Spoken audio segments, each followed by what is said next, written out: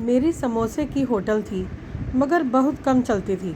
एक दिन एक औरत मुझसे समोसे खरीदने आई तो मुझे एक खाली बर्तन पकड़ा गई और बोली, समोसे का मसाला इसी बर्तन में बनाना, फिर देखना कमाल। मैंने ऐसा ही किया और मैं हैरान रह गया। जब एक दिन में ही मेरी होटल में बहुत भीड़ हो गई। लेकिन हैरानी वाली बात यह थी कि सब मर्द होटल से समोसे लेके जाते थे, कभी कोई औरत नहीं आई थी। एक दिन एक आदमी बोला, भाई, जब से तुम्हारे समोसे अपनी बीवी को खिलाए हैं वो मेरी बहुत सेवा करने लगी है। हालांकि पहले वो बहुत बदतमीज़ थी। मैं बहुत हैरान हुआ और उसी दिन वो समोसे घर ले आया और अपनी बीवी को ढेर सारे खिला दिए। मगर थोड़ी देर बाद तो मेरे पाँव तले ज़मीन ही निकल गई जब मेरी बीवी सुबह से शाम होने को आई थी, लेकिन अभी तक मेरे होटल में सिर्फ 2 ही ग्राहक आए थे। उन्होंने ही बस 100-100 रुपए के समोसे मुझसे ख़रीदे थे। मैं इतना ज़्यादा मसाला बना चुका था और अब उम्मीद भरी नज़रों से उसे देख रहा था। ये मसाला तो बर्बाद हो जाता और ये तो बहुत घाटे का सौदा था। मुझे नेहा का गुस्सा सोच सोच कर ही डर लगने लगा था। यकीनन आज वो 200 रुपये देखकर बहुत हंगामा करने वाली थी। मैं तो सोच ही रहा था, तभी मुझे किसी ने आवाज़ लगा दी, भाई साहब, समोसे हैं। मैंने नज़र उठा के देखा तो सामने सफ़ेद चादर में लिपटी एक औरत खड़ी थी। मैं बोला, हाँ जी हैं, कितने चाहिए? वो औरत नज़रें झुकाकर बोली, बस इतने दे दो कि मेरा पेट भर जाए। लेकिन एक बात सुन लो, मैं उधार के हिसाब से आई हूँ। अभी मेरे पास पैसे नहीं हैं, भूख की वजह से मजबूर हो गई हूँ, नहीं तो मुझे किसी के सामने हाथ फैलाना अच्छा नहीं लगता। मैं हंसकर बोला, बहन, गम ना करो और होटल के अंदर आ जाओ। वैसे भी मेरी होटल कहाँ चलती है, ये मसाला भी यूं ही पड़ा पड़ा ख़राब ही हो जाएगा। वो औरत होटल के टेबल पर बैठ गई।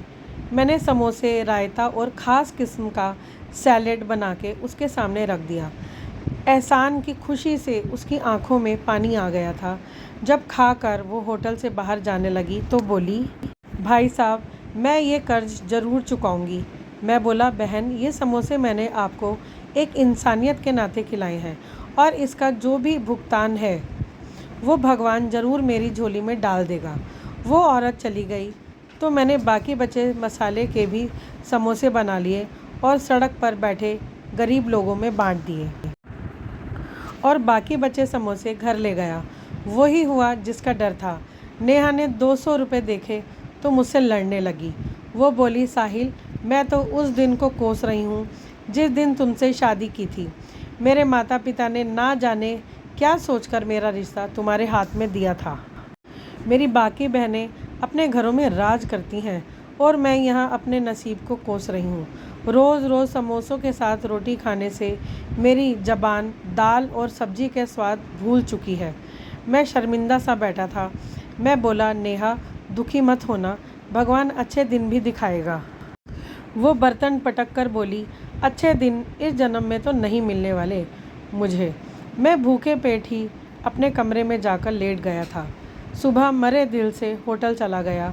अभी प्याज ही काट रहा था कि कल वाली औरत फिर से आ गई और बोली, भाई साहब, आपका उधार चुकाने आई हूँ।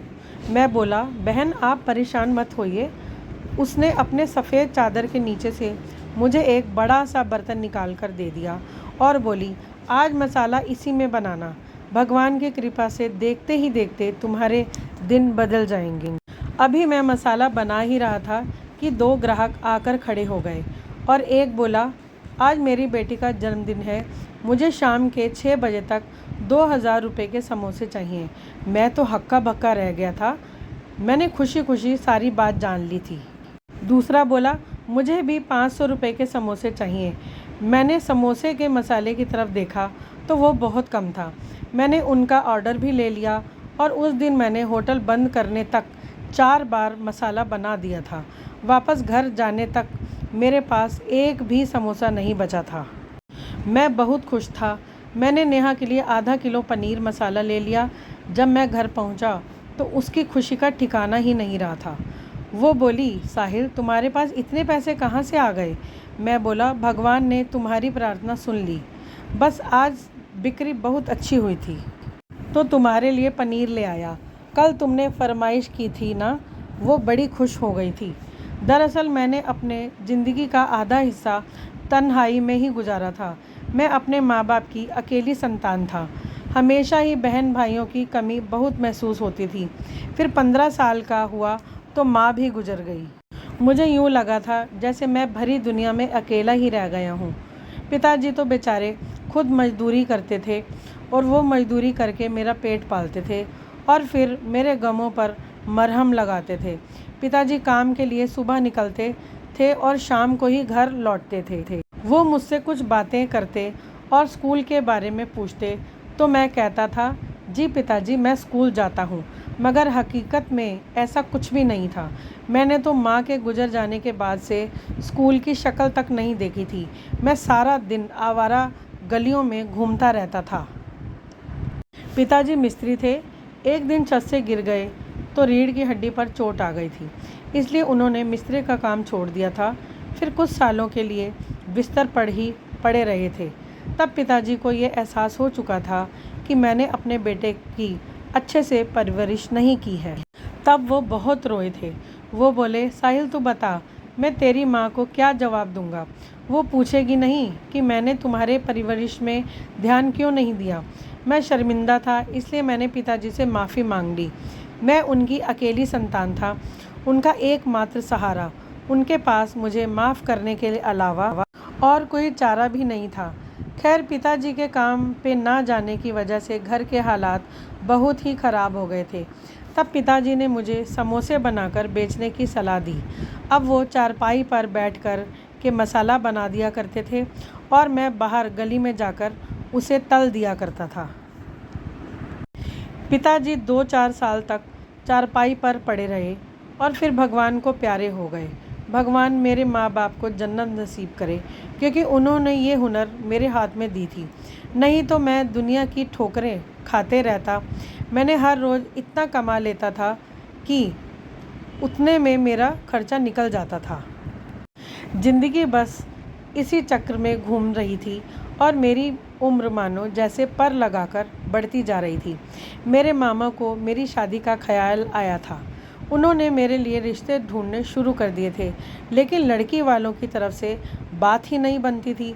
हर किसी की इतनी ख्वाहिश होती थी कि बात चलते चलते ही ख़त्म हो जाती थी। किसी को अपनी बेटी के नाम पर घर चाहिए था तो किसी को लाखों के जेवरात। बड़ी मुश्किल से मेरे मामा को आखिरकार मेरे लिए रिश्ता मिल ही गया था। उन्होंने मेरी शादी नेहा से कर दी थी। नेहा एक गरीब परिवार की लड़की थी। मुझे लगा था कि वो मेरे साथ खुश रहेगी, मगर वो तो बड़ी चिड़चिड़ी सी लड़की थी। वो कहती थी, मैंने अपने माँ बाप के घर बहुत गरीबी देखी है, हर चीज़ के लिए तरची हूँ, इसलिए मैं ये सब कमी बर्दाश्त नहीं कर सकती। तुम्हें हर हाल में मेरी ख्वाहिशों को पूरा करना ही पड़ेगा। लेकिन भगवान तो जैसे मुझसे नाराज़ ही हो गए थे, क्योंकि शादी के बाद मेरे समोसे बनने बंद हो गए थे। एक दिन हमारे घर मामा आ गए और बोले, बेटा तुम्हारे नाना की कुछ दुकानें मिली हैं, एक दुकान तुम्हारी माँ के हिस्से में भी आती है, वो हम तुम्हारे नाम कर देते हैं। भगवान ने मुझ पर बहुत बड़ा एहसान किया था जो दुकान मिल गई थी, और उसके साथ साथ मैं उस दुकान को बेहतर से बेहतर बनाने की कोशिश करता रहता था। इतना हो गया था कि नेहा का खर्चा निकल जाता था, जिससे कभी कभार उसकी ख्वाहिश भी पूरी हो जाती थी। मैं नेहा से बहुत प्यार करता था। माँ के बाद मेरी ज़िंदगी में आने वाली वो पहली औरत थी। वो भी मेरी माँ की तरह ही प्यार करती थी, लेकिन हर वक्त डांटती भी रहती थी। आजकल तो वो बहुत गुस्से में रहने लगी थी, क्योंकि समोसे की बिक्री ना होने की बराबर थी। लेकिन आज जो हुआ था उसमें मुझे उम्मीद की किरण नज़र आने लगी थी। मैं रात भर सुहाने दिन के सपने देखने लगा था। अगर यूं ही हर रोज़ मुझे मुनाफा होता रहे तो मैं नेहा के लिए नए नए कपड़े खरीद सकता था। सुबह जब होटल पे जाकर बैठा तो कुछ ही घंटों में ग्राहकों की लाइन लग गई थी, लेकिन सब के सब मर्द ही थे। भगवान की कृपा से मेरे समोसे हाथों हाथ बिकने लगे थे। मेरे ग्राहक समोसों के साथ साथ मेरे हाथ की बनी चटनी और सैलेड को भी बहुत पसंद कर रहे थे। हमारे दिन बदलने लगे थे। मैं घर में राशन भर दिया करता था। नेहा के लिए नए नए कपड़े और जूते भी खरीदने लगा था। इसलिए अब हमारे घर से अब लड़ाई झगड़ा भी ख़त्म हो गया था। मैंने अपना काम और बढ़ा दिया था और मदद के लिए मैंने 2 जन काम पर भी रख लिए थे। एक दिन ग्राहकों की लाइन लगी हुई थी। एक ग्राहक हंसकर बोला, साहिल साहब, जब से आपके समोसे घर लेकर जाने लगा हूँ, मेरी बीवी ने मुझसे लड़ना झगड़ना छोड़ दिया है। अब हमारे घर में बहुत सुकून रहने लगा है। दूसरा ग्राहक हंसकर बोला, यार ये तो तुमने मेरे घर की कहानी बता दी है। बात से बात निकलती रही और लगभग सभी ग्राहकों ने ये बात मान ली थी और ये बात बहुत दूर दूर तक मशहूर होने लगी थी। अब तो लोग दूर दूर से मेरे समोसे इसलिए भी लेने के लिए आने लगे थे क्योंकि अपने घर की नोक झोंक को ख़त्म कर देना चाहते थे। मैंने ये सब बात नेहा को बता दी तो वो बोली, तब तो ये आपके समोसे नहीं, मैंने अपना पुराना घर बेच के एक अच्छे इलाके में नया घर ले लिया था। अपने होटल के साथ ही और 2 दुकानें भी खरीद ली थी और उनमें 5 लोगों को काम पर रख लिया था। मैं अब हर दिन खुश रहने लगा था। हर तरफ से सुकून ही सुकून था। एक दिन मेरी बीवी बोली, साहिल, मुझे भी आपके होटल के समोसे खाने हैं। मैं हंसकर बोला, नेहा, तुम्हें तो मेरे समोसे ज़रा भी पसंद नहीं थे। तुम तो तंग आ चुकी थी ना, हर वक्त 2 बातें सुनाया करती थी। नेहा शर्मिंदा हो गई और बोली, पुरानी बातें आप भूल क्यों नहीं जाते? आप ये भी तो याद करो ना कि आपके मुश्किल वक्त में मैंने आपका कितना साथ दिया था। अब आप इस तरह की बातें करके मेरा दिल तो ना दुखाएं। मैं हंस दिया और बोला, बेवजह शर्मिंदा होने की ज़रूरत नहीं है, मैं तो तुम्हारा मजाक कर रहा था। अगले दिन होटल पर इस तरह भीड़ थी। मैं भी उसकी बात सुन के हंस दिया था। मुझे अक्सर बर्तन वाली औरत की याद सताने लगी थी। मैं चाहता था कि वो बस एक ही बार मुझे मिल जाए। मैं आखिर पूछूं तो कि आखिर उसके बर्तन की क्या करामात है जो यूं मेरे दिन बदल गए थे। फुर्सत का 1 मिनट भी नहीं मिला, इसलिए मैं नेहा के लिए समोसे लाना भूल गया था। वो मुझसे नाराज़ हो गई और बोली, आप जानबूझकर मेरे लिए समोसे नहीं लाए क्योंकि आप मुझसे बदला लेना चाहते थे। मैंने अपना सर दोनों हाथों में गिरा लिया था। ना जाने नेहा की ये झगड़ा करने वाली आदत कब ख़त्म होने वाली थी। मैंने दिल में सोचा कि कल मैं अपने होटल के समोसे अपनी इस बददिमाग और बदगुमान बीवी को भी खिलाऊंगा। हो सकता है ये भी दूसरों की बीवियों की तरह ही झगड़ना छोड़ दे। अगले दिन मैं याद से नेहा के लिए समोसे ले आया था। वो तो ये देखकर उछल ही पड़ी थी। उसने जल्दी जल्दी से सारे समोसे हड़प कर दिए।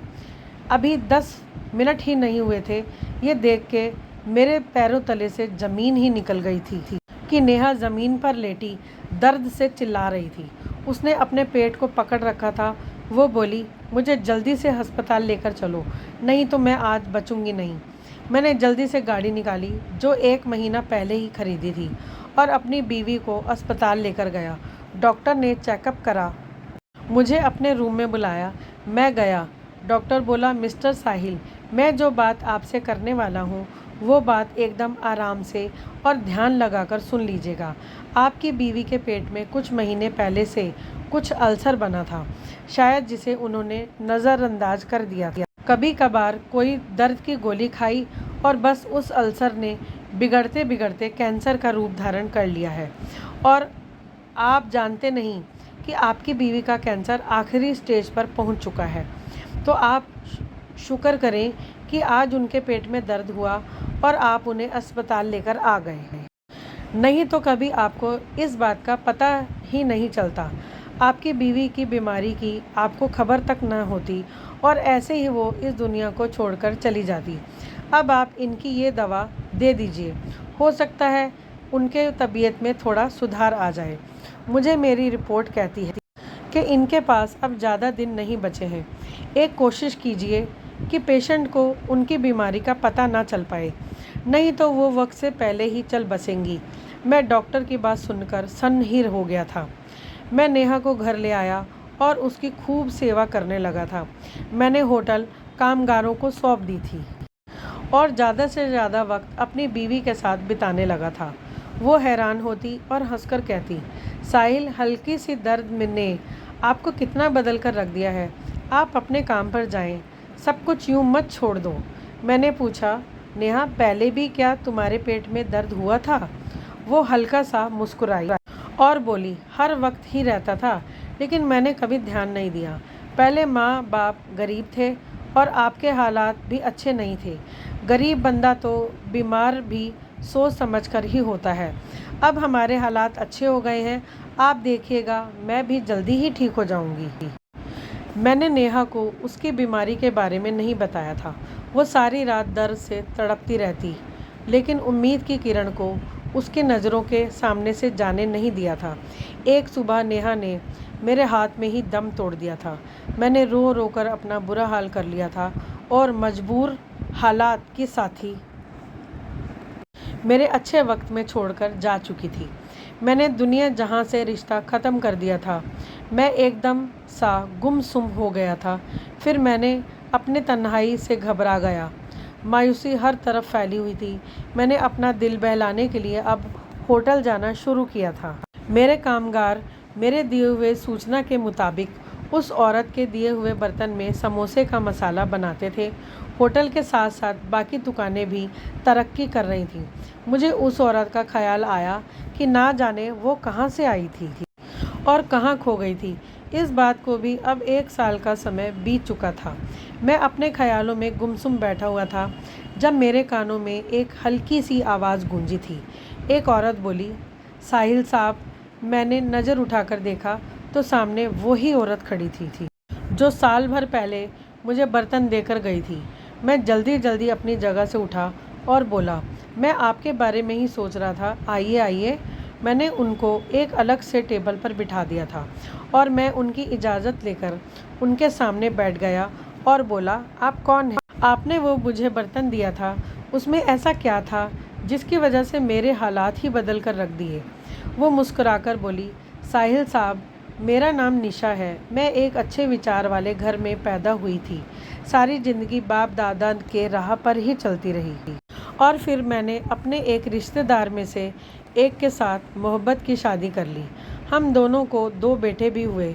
मेरा पति नास्तिक था, लेकिन मेरा पति अच्छा कमाता था, बहुत मोहब्बत करता था। हम दोनों की जोड़ी मिसाली जोड़ी समझी जाती थी। फिर मेरे पति का ट्रांसफ़र हो गया तो मैं उसके साथ ही नए घर में चली गई थी। उस इलाके में मेरी दोस्ती एक आरती नाम की लड़की से हो गई थी। वो बहुत शांत और सुकून स्वभाव की लड़की थी, हर दम मुस्कुराती रहती थी। आरती के शांत स्वभाव के अंदर एक ठहरा हुआ सुकून था, जबकि मेरे दिल के अंदर लहरों से भरा हुआ तूफान था।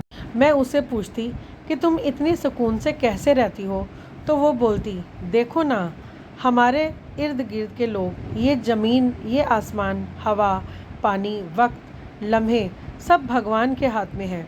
और सबसे ज़्यादा सुकून की बात पता है क्या है? भगवान हमारी रक्षा भी करते हैं।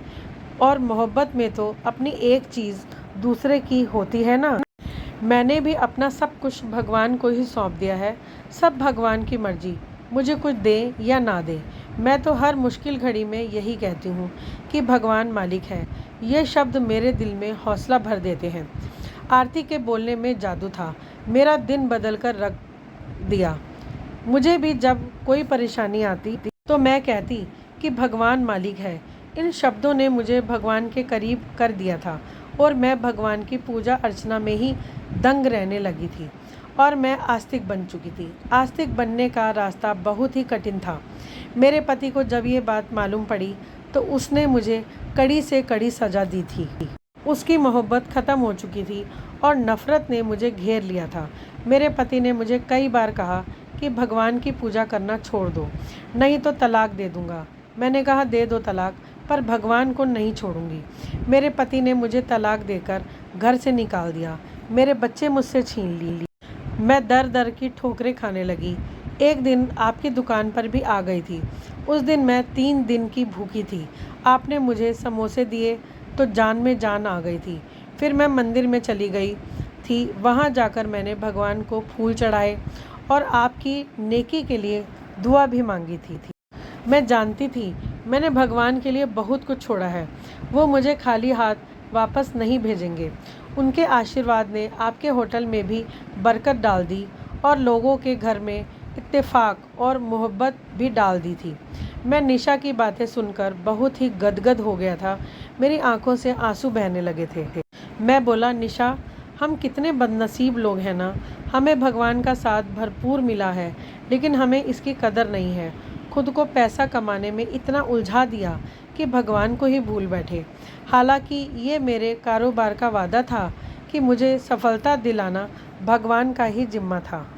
फिर अचानक ना जाने मेरे दिल को क्या हुआ, मैं बोला, निशा, मुझसे शादी करके अपनी सारी जिम्मेदारियां मुझे दे दोगी क्या? निशा की आंखों में आंसू आ गए। वो बोली, साहिल साहब, ये शब्द आपके मुंह से जिसने निकलवाए हैं, मैं उस भगवान की परम भक्त हूँ। मैं आपके साथ शादी करने को तैयार हूँ। मैं बहुत खुश नसीब हो गया था। मैं अपने घर जाकर शादी की तैयारी करने लगा। फिर मैं निशा से शादी करके उसे दुल्हन बनाकर ले गया था। निशा ने मेरी ज़िंदगी खुशियों से भर दी थी। भगवान ने मुझे निशा से संतान भी दी थी। मैं भगवान का जितना भी शुक्रिया अदा करता वो कम था।